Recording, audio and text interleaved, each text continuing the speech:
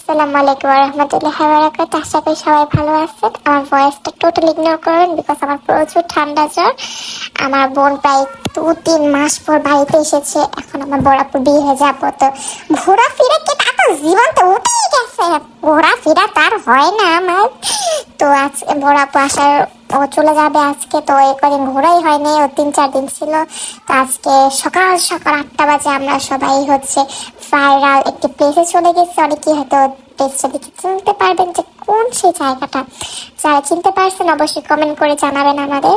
তো ওইখানে আমি, আমার ছোট ভাই আর বড় আপু 3জন গেছিলাম সকাল সকাল কিছু খাবার খেতে, যেহেতু আমরা ফুডি গার্লস।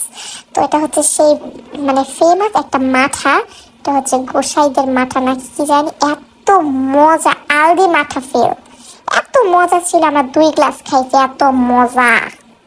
তারপর এটা খাওয়া দাওয়া শেষ করে আমরা জানি ভাইরাল প্লেসটায় চলে গেছি। আমার মনে হচ্ছিল মাটাটা আর 2-3 বার খাইতে পারলে শান্তি লাগতো, এত মজা ছিল। জায়গাটা এত সুন্দর ছিল, সকালের ভিউটা মাশাআল্লাহ পুরো চুম্বেশ্বরী একটা ভিউ ছিল।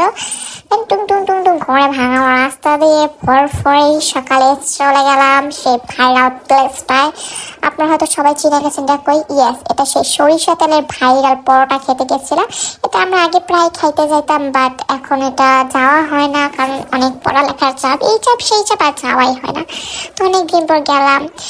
1 ঘন্টা সিরিয়ালে থাকার পর আমাদেরকে খানা দিয়া, ওইখানে 1 ঘন্টা থাকার পর ইচ্ছা আমার ধৈর্যের বাঁধ ছিঁড়া চাইতেছে, ইচ্ছা বড় উচ্চ মতো ফিরেই অ্যাকাউন্টটা নিয়ে চলে এসি। তারপর আর কি খাবার দিল। এখানে একটা ভেড়াদের দল আসছিল, আমি বারবার বলতেছিলাম ছোট ভেড়া দুইটা ভেঙে ঢুকা, কেউ ঢুকাচ্ছিল না, আমার চিড় উঠে গেল, তাই ওদের তাড়িয়ে দিলাম। দেন আর কি করার, খাবারগুলো দেখতে দেখতে খিদে বেড়ে গেল। कोई मुझे खाना दे दो रे बाबा, मुझे भूख लगा है, खाना दे दो। এরা বলতে বলতে খাবার এসে বলে রাক্ষসটা খাওয়া শুরু করে দিয়েছে। তাই মুঝে খানা মিল গয়া, ইস গরিব কো খানা মিল গয়া। তারপর কি সবাই খানা শেষ করে বাড়ি চলে আসলাম। বাড়ি চলে আসার সময় বিউটিফুল ভিউটা দেখতে দেখতে আসলাম। ভিউটা অস্থির ছিল। এই নদীটা ওই ভ্যালেন্টাইন্স ডে এই ভালোবাসার মাসে আমার মনে এর মতো শুকিয়ে গিয়েছে। শুধু অভাব তোমার, আর এই নদীটা আর অভাব পানির। Just kidding. এই সুন্দর ভিউটা উপলক্ষ করতে করতে বাড়ি পৌঁছে যাচ্ছি আমরা। আজকে মিনি ব্লগটা এই পর্যন্ত। আশা করি ভালো লাগবে। লাইক করে শেয়ার সাবস্ক্রাইব।